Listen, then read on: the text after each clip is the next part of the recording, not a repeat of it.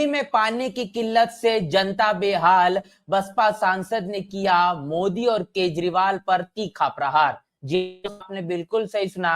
मैं हूं पराग महेंद्र, आप देख रहे हैं नेशनल चौपाल। दिल्ली में गर्मी के चलते पारा सर चढ़कर बोल रहा, और ऐसे में दिल्ली की जनता के लिए एक बड़ा सवाल पैदा हो चुका है, जिसके आधार पर अब कहने के पूरे दिल्ली और खासतौर पर तमाम इलाकों में लगातार किल्लत जारी है।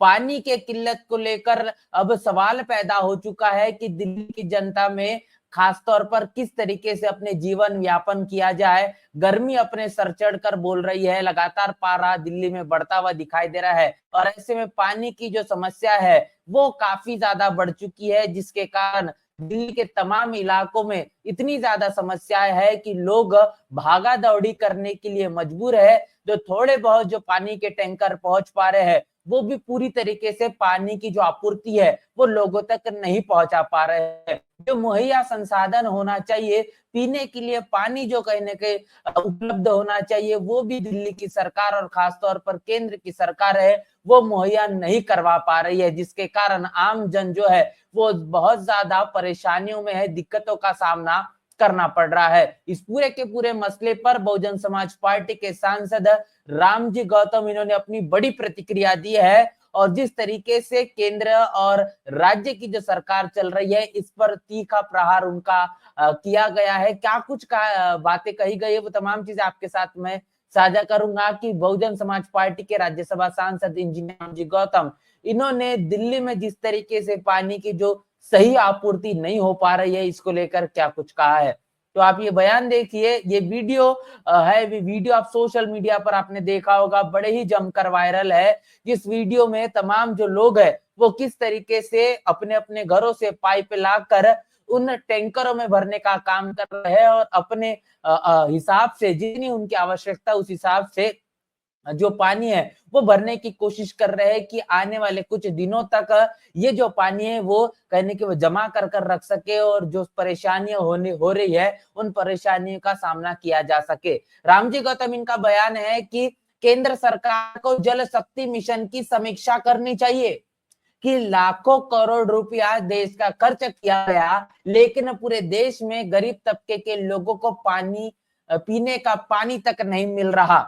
और यह वीडियो तो देश की राजधानी दिल्ली का है, और पानी को लेकर जनता परेशान है, लेकिन सरकार सेलिब्रेशन में व्यस्त है।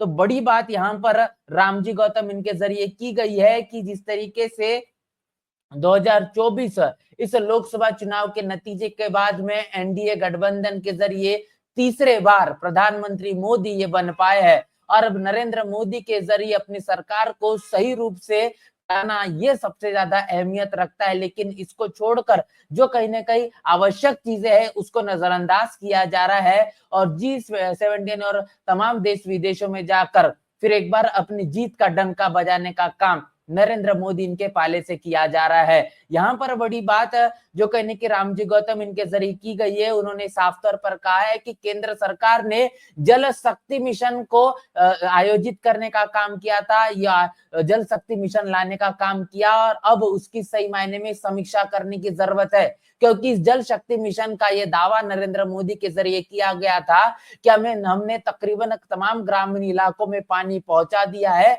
और शुद्ध पीने के लिए अब लोगों को पानी मुहैया हो रहा है। लेकिन आपने वास्तविकता देखी है कि दिल्ली के तमाम इलाकों में किस तरीके से पानी को पीने के लिए भी जद्दोजहद करना पड़ रहा है। टैंकरें कहने के कम पड़ पा रहे हैं, लोगों को इतनी ज्यादा परेशानियों का सामना करना पड़ रहा है कि अपने हाथों के कामों को छोड़कर पानी को अपने घर में कैसे इकट्ठा किया जाए, ये सबसे बड़ा सवाल बना हुआ है। ऐसे में जो लाखों करोड़ रुपए देश पर खर्च किए गए हैं पानी के नाम पर जल शक्ति मिशन के आधार पर, इसकी सबसे पहले समीक्षा करना जरूरत है। इसके साथ साथ ग्रामीण इलाकों में अभी भी, महाराष्ट्र कहे, उत्तर प्रदेश कहे, आप देश के किसी भी प्रदेश को आप देख लीजिए, ग्रामीण इलाकों में अभी भी पीने के लिए शुद्ध पानी नहीं पहुंच पाया है। ऐसे कई गांव है जो कि कई कई किलोमीटर, अनेकों अनेकों किलोमीटर तक पैदल चलकर महिलाएं हैं वो पानी इकट्ठा करती है, और वहां पर भी जो पानी मिलता है वो पानी भी पूरी तरीके से विशुद्ध होता है।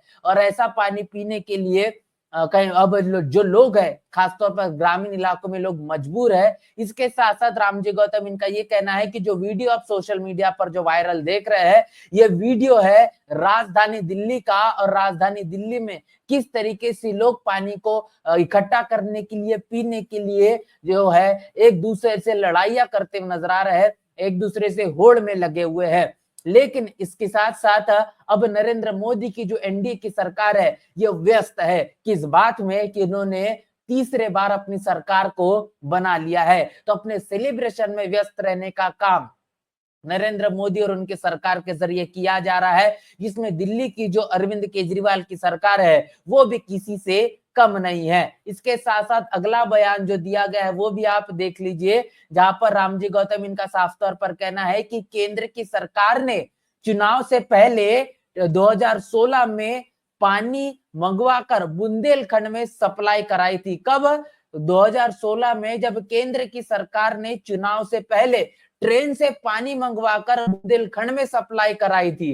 वैसा ही काम दिल्ली की गरीब जनता के लिए भी करे।